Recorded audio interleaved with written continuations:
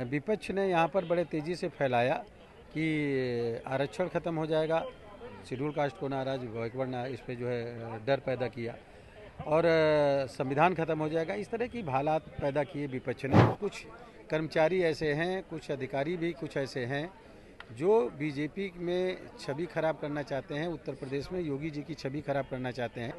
हमारे साथ कौशल किशोर जी हैं, पूर्व केंद्रीय मंत्री हैं और इस कार्य समिति की बैठक में पहुंचे हैं। कितना हंगामेदार होने वाला है ये कार्य समिति की बैठक? नहीं, कार्य समिति में हंगामा नहीं होगा। कार्य समिति में मुद्दे आएंगे, बातचीत होगी, रिपोर्ट पेश होगी और उस पर बहस होगी, चर्चा होगी। कोई हंगामेदार कार्य समिति नहीं होनी है।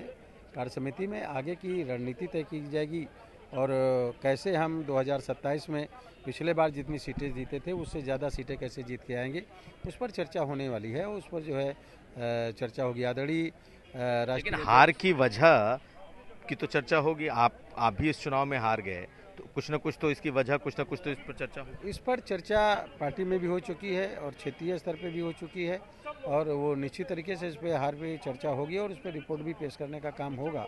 कारण क्या है वो निश्चित तरीके से कार्य समिति में रखने का काम करेंगे। तो अभी बहुत सारी बातें निकल करके आ रही हैं कि भाई 2027 अब हमारे लिए बड़ा मुश्किल हो गया। कुछ विधायकों ने ये बातें कह दी। आपको लग रहा है कि ये हालात हैं और हार की वजह क्या है? देखिए, हार की वजह ये है कि विपक्ष ने यहाँ पर बड़े तेज़ी से फैलाया कि आरक्षण ख़त्म हो जाएगा, शेड्यूल कास्ट को नाराज, बैकवर्ड ना, इस पे जो है डर पैदा किया और संविधान ख़त्म हो जाएगा। इस तरह की हालात पैदा किए विपक्ष ने। 8500 रुपया महीना नहीं काउंटर कर पाए। काउंटर किए लेकिन वो जनता के समझ में नहीं आया, इसलिए कि हमारे ही एक सांसद ने इस तरीके से गलत बोल दिया था जिसका वो वीडियो लेकर के चले, इसलिए वो लोग जनता को समझाने में सफल हो गए। ये हमारी कमी जरूर निश्चित तरीके से रही है, उसी कमी को हम दूर करेंगे। और जो पीडीए बनाया समाजवादी पार्टी ने, पिछड़ा दलित अल्पसंख्यक की बात की, वो आगे के लोगों की अगड़ों की बात नहीं किया, दूसरे लोगों को छोड़ दिया।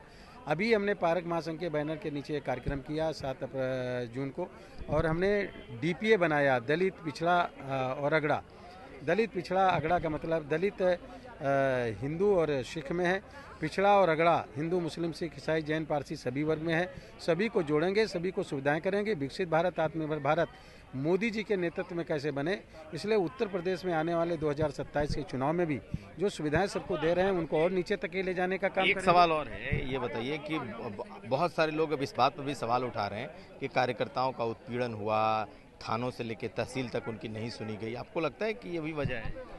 ये वजह है निश्चित तरीके से। कुछ कर्मचारी ऐसे हैं, कुछ अधिकारी भी कुछ ऐसे हैं जो बीजेपी में छवि खराब करना चाहते हैं, उत्तर प्रदेश में योगी जी की छवि खराब करना चाहते हैं और मुख्यमंत्री योगी जी की छवि खराब करने के लिए कुछ जगह इस तरह के कर्मचारी हैं जो बीजेपी के कार्यकर्ता को परेशान भी करते हैं, उत्पीड़ित करते हैं। उस पर भी इस पर चर्चा हुई है, इस पर भी शिकायतें हुई हैं। तो जो लोग इस तरह के सवाल उठा रहे हैं, चाहे मोती सिंह ने उठाया, पूर्व मंत्री कृपा शंकर सिंह ने भी बातें कही, आपको लगता है कि उनकी बातों में दम है और वो होना चाहिए? नहीं है, ऐसी शिकायतें मेरे पास भी आई हैं और इसकी शिकायतें हमने लिख करके संगठन में भी किया है, भेजने का काम किया है और ऐसे लोगों की पहचान होकर के उनके खिलाफ कार्रवाई भी होगी जो लोग जो है मुख्यमंत्री जी की छवि खराब करने के, सरकार की छवि खराब करने के लिए एक पार्टी विशेष के लिए काम कर रहे हैं सरकारी नौकरी करते हुए। निश्चित तरीके से ऐसे लोगों के खिलाफ कार्रवाई होगी और अगर उनको इतना ही शौक है राजनीति करने का, नौकरी करने का नहीं है, तो उनको कुर्ता पैजामा पहनना चाहिए, नौकरी छोड़ देना चाहिए। बीजेपी को इस बार लोकसभा चुनाव में हार का मुंह देखना पड़ा। बड़े नेता चुप हैं, कुछ नहीं बोल रहे, लेकिन इस कार्य समिति में सभी स्तर के पदाधिकारी, कार्यकर्ता, नेता, मंत्री पहुंचे हैं। इस वक्त हमारे साथ बस्ती से कई लोग हैं। सर, क्या नाम है, किस पद पे हैं आप? मैं पवन कसौदन हूँ, पूर्व जिलाध्यक्ष और प्रदेश कार्य समिति सदस्य। क्या है माहौल जमीनी कार्यकर्ताओं के बीच? देखिए, जमीनी कार्यकर्ताओं के बीच माहौल बहुत अच्छा है। जैसा कि आपने कहा कि इस चुनाव में परिणाम सार्थक हमको भारतीय जनता पार्टी को देखने को नहीं मिला। वजह क्या रही? जहाँ तक मैं जानता हूँ कि विपक्ष, देखिए, संविधान संशोधन की बात, आरक्षण की बात को जनता तक पहुँचाने में पूरी तरीके से समर्थ हो गया और जिस भ्रम को भारतीय जनता पार्टी ने पूरी तरीके से निकाल नहीं पाई। नहीं, लेकिन मुझे लगता है कि सबसे बड़ा कारण यही रहा कि और आज यथोचित परिणाम भारतीय जनता पार्टी के पक्ष में नहीं आ पाया। कई लोग सवाल उठा रहे हैं प्रशासन पर, सरकार की मशीनरी पर, थाने तहसीलों पर कि कार्यकर्ताओं वो तो देखिए एक मुद्दा खैर है ही, लेकिन व्यापक स्तर से देखा जाएगा तो मुझे लगता है कि सबसे बड़ा मुद्दा यही था कि संविधान संशोधन आरक्षण की बात को विपक्ष जिस तरीके से जनता के बीच में जाकर के फैला चुका था, उसका प्रत्युत्तर भारतीय जनता पार्टी देने में सफल हुई, लेकिन थोड़ी देर में। आपका शुभ नाम क्या है? आप किस पद से? रामचरण चौधरी, जिला महामंत्री भाजपा बस्ती के हैं। आपको क्या लगता है क्या रही है, कार्यकर्ताओं में निराशा है नहीं है? बस्ती में तो और जगह की अपेक्षा अलग रहा। बस्ती में भारतीय जनता पार्टी जैसे किसी व्यक्ति विशेष व्यक्ति के ही इशारे पे चल रही है। यहाँ संगठन में लीजिंग कंपनी जैसा वर्क हुआ है। आज भी एक ही व्यक्ति के लोग जगह जगह पर अपना गैदरिंग कर रहे हैं। ऊपर संगठन को मालूम है कि नहीं है, ऊपर से लेकर नीचे तक हम छोटे कार्यकर्ताओं की बात सुनी नहीं जाती है। बस्ती में संगठन एकदम गौड़ हो गया है, एक ही आदमी के हाथ में मुट्ठी में बंद हो गया है। क्योंकि हम भी 35-40 साल पुराने कार्यकर्ता हैं। आज लगता है कि व्यक्ति का कृपा होगा तो पार्टी में रहेंगे, अन्यथा कब निकाल दिए जाएंगे। ऐसा भय का वातावरण बस्ती में बना हुआ है।